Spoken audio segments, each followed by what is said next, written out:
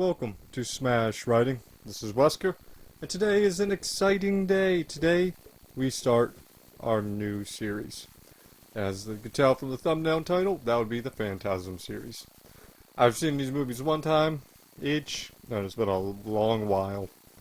So while it's not a first time viewing, it's a movie I'd like to talk about, and it's a fun series to talk about in general. Goes from some highs to some lows. What more can you ask for? With that said, let's dive in, shall we? We kick things off with an intimate scene going on in a cemetery, of all places. We find out the guy's name is Tommy, and Tommy is stabbed by this woman who turns into the old man, the tall man, before we jump to his funeral. We meet Reggie and Jody. Jody's been gone for a while, but they each believe Tommy took himself out.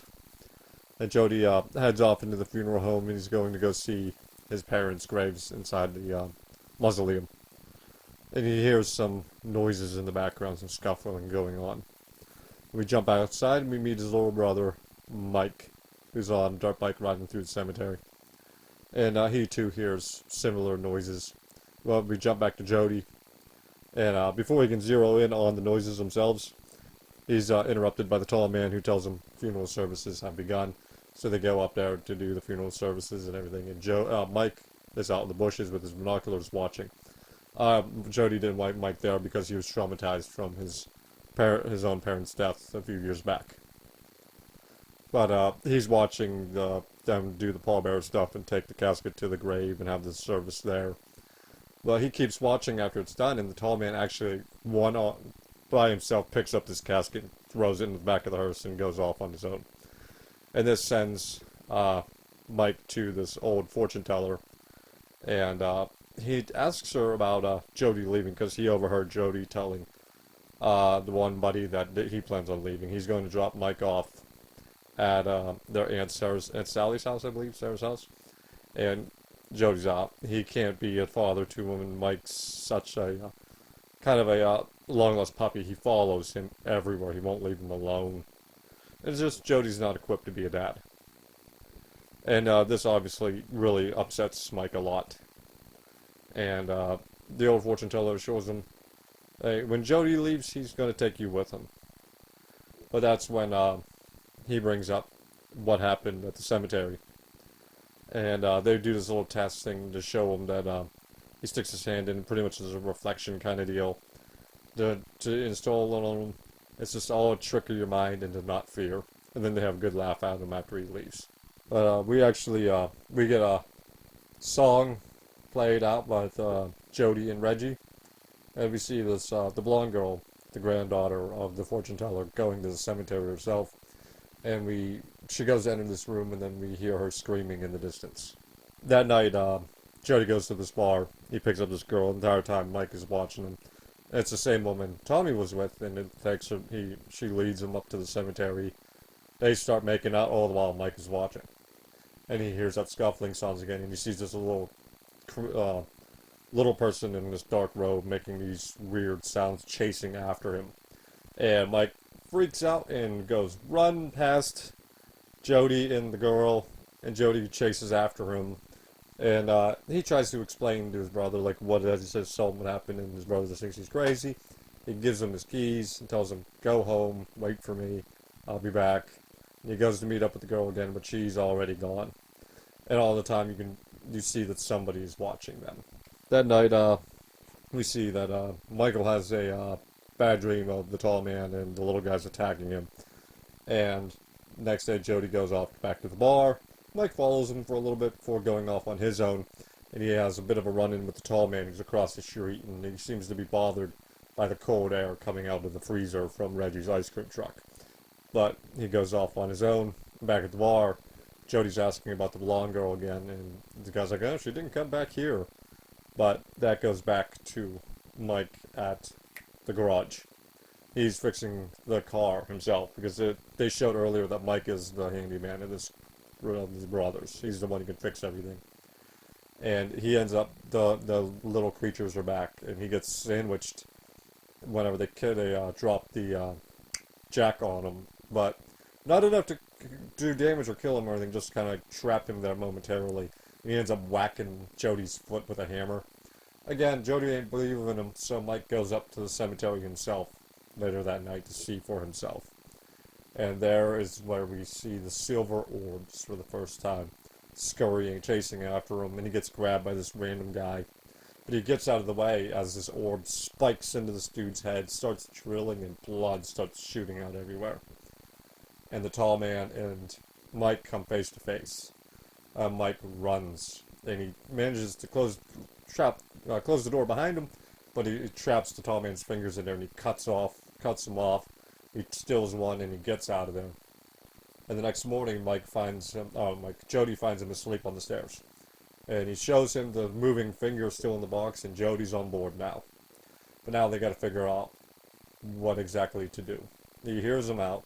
They decide that they're going to go to the sheriff and go get the finger, but the finger had transformed into this giant fly that attacks Mike. They think they have it dead in the trash compactor when Reggie comes in, and the fly comes back out and attacks Mike again, and then they finish him off.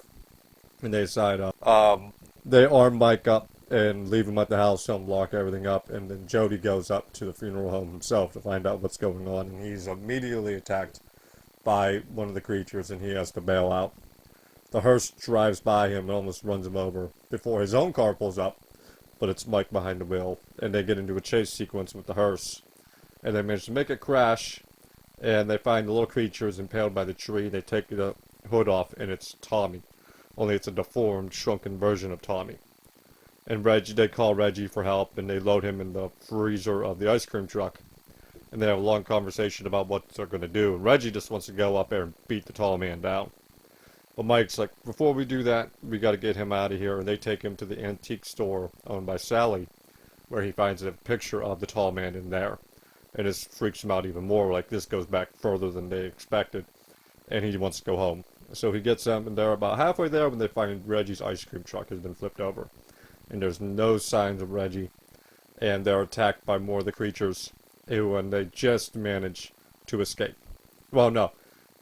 Sally and the daughter don't escape at all. Mike gets rolled out the back window, and they peel off and leave him there, and they take the girls, leaving Mike to walk back home. So at this point, Jody's like, okay, I'm going up there, but he locks Mike in his room, and he goes up to the funeral home to deal with it himself. But tall man was expecting that move, and the moment Jody leaves, Mike breaks out by MacGyvering himself a bullet with one of his shotgun shells and a hammer. And he gets to the front door, and the tall man is there. And he grabs him up, and he throws him in the hearse.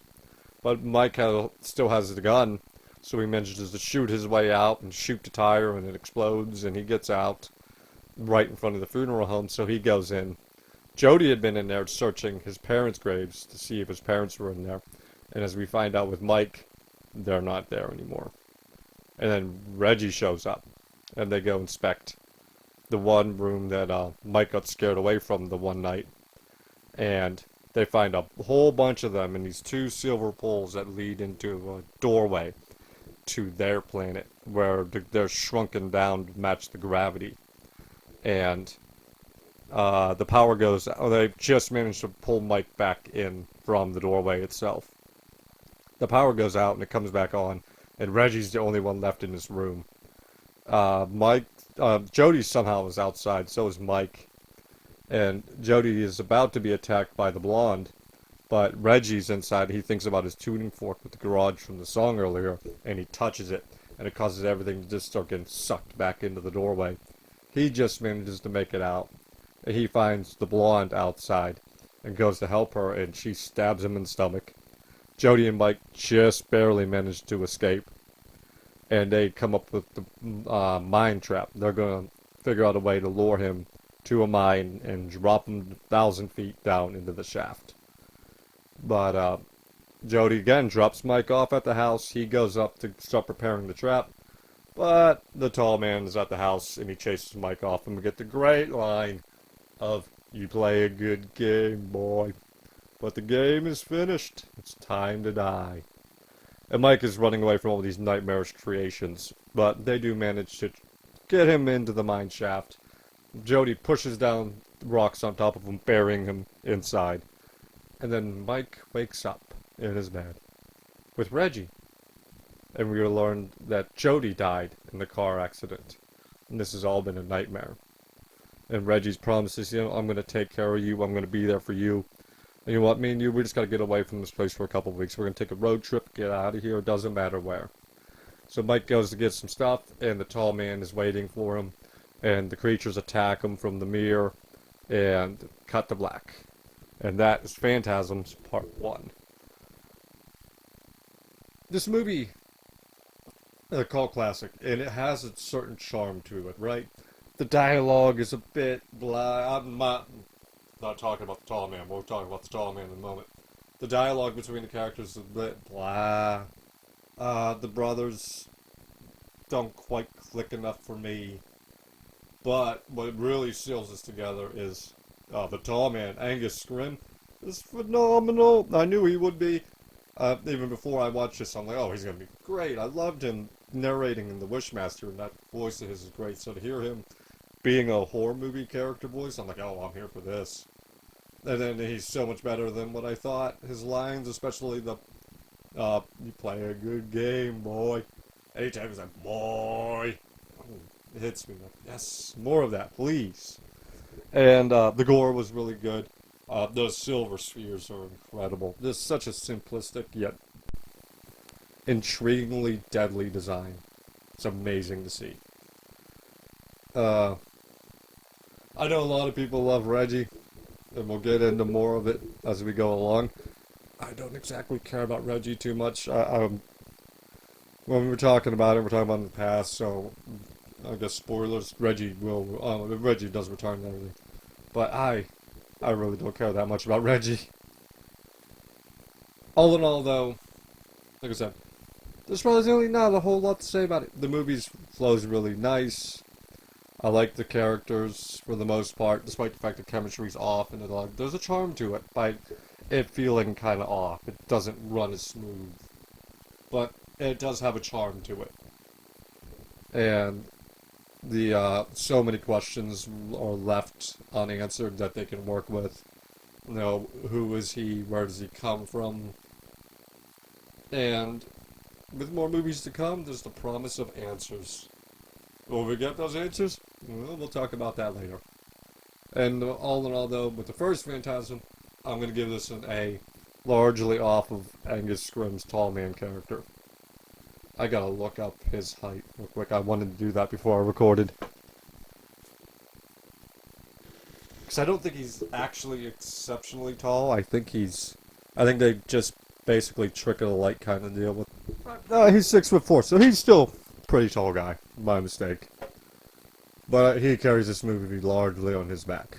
And it carries off. Like I said, A movie. Definitely suggest you checking it out. Thank you for talking with me for a little bit. I'll see you on the next one. Bye-bye.